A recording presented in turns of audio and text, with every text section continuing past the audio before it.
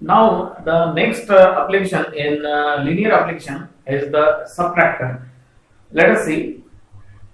And we know that operational amplifier is basically a differential amplifier, so we can use it as a subtractor.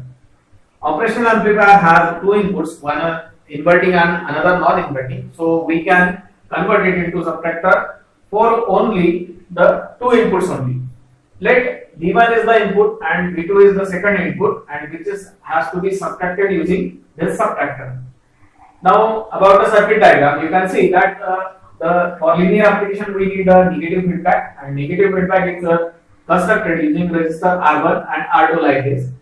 Then second voltage source, that is V2, it is applied through a voltage divider. See the middle terminal, it is connected to non-inverting terminal like this. Now here we have to apply the KCLs. So that's why we have considered this node and this node. Let the node at inverting terminal is N1.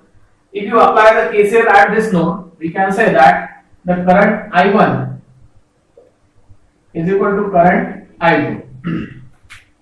Here the resistor names are also changed. Let this resistor R1, R2, R3 and R4.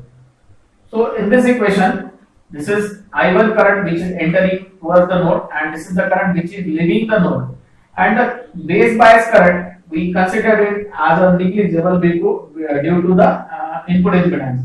So the first equation which we are writing here is I1 equal to I2. Let us consider this equation as equation 1.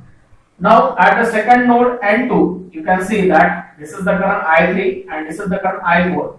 This is entering, this is leaving, and this is the current input bias current which is negligible, so we will consider it at 0.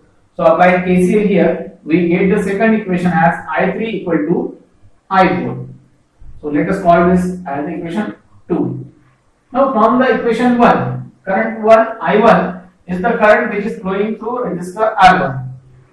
See, resistor R1 is connected in between V1 and the V2, VD. VD is the differential voltage present at the input terminals of operational amplifier. So the voltage across R1 will be nothing but the subtraction of V1 and VD. So we get the voltage across R1 as V1 minus VD, and divided by resistance. That means we are using Ohm's law here to calculate resistance I1. So from equation 1, I1 is nothing but V1 minus VD upon resistor R1.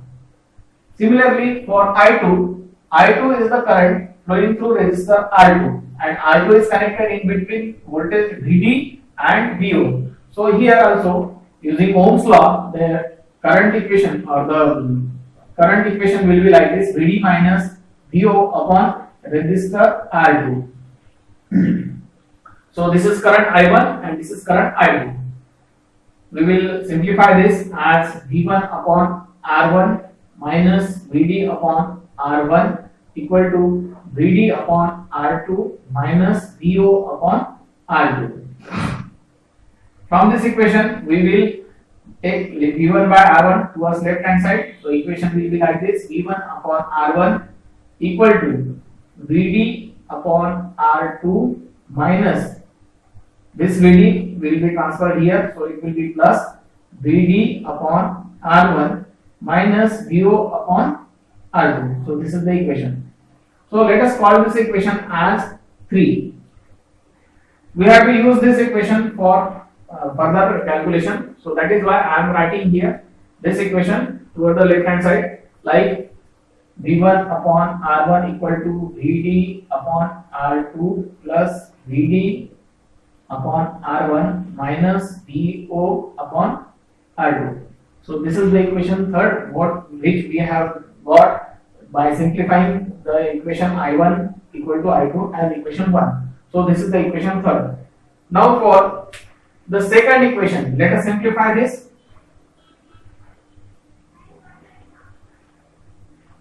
So current I3 is the current which is flowing through the resistor R3. It is in between V2 and VD. So current I3 will be like this. It will be V2 minus VD upon resistor R3. So this is the current I3. What about I4? I4 is the voltage between VD and the ground terminal. So ground terminal is 0, so that is why we are neglecting. So directly by Ohm's law, the current I4 will be like this: VD upon R4.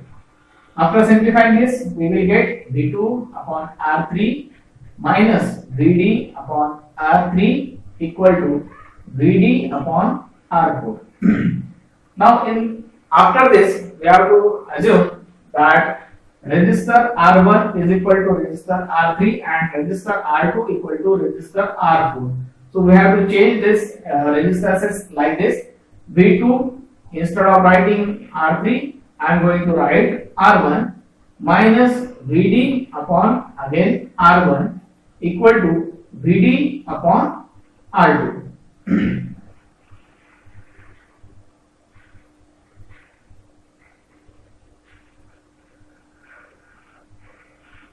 Now here V2 upon R1 equal to VD upon R2 plus VD upon R1.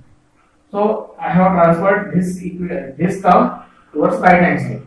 So this is the equation which we will call it as 4. So this is our equation 4. If you put this value in equation 3, what we will get? We will get like this: V1 upon R1 equal to. So instead of writing VD upon R2 plus VD upon R1, what we are writing? We are writing V2 upon R1 here. So this term will be replaced by this term. So we will get V2 upon R1. This is the term instead of this I have written here. Plus the next term is as it is, and that term is minus V0 upon R2. So this is the equation what we are get after simplifying or putting this value in this equation. Now if you simplify this, what we will get? We will get V1 upon R1 minus V2 upon R1 equal to minus V0 upon R2. So I have put VO by R2 towards the right hand side. If the resistor values R1 equal to R2 equal to suppose R, that means if R1 and R2 are equal, what we will get? We will get V1 upon R minus V2 upon R equal to minus VO upon R. If you again simplify it, what we will get? If you multiply it by resistor R, then the values will be like this: V1 minus V2 equal to minus V0. If you neglect the reverse the polarity of voltages, it will be minus V1 plus V2 equal to VO.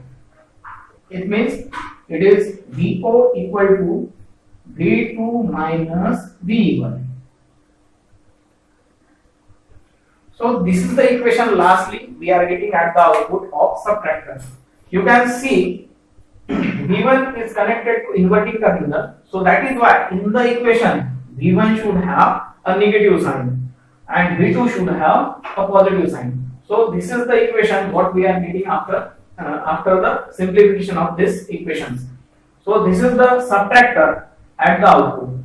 So it is at the output we are obtaining the subtraction of V2 and V1, and this circuit will work as a subtractor. So you have to remember this equation for the numericals which will going to be asked in the board exam.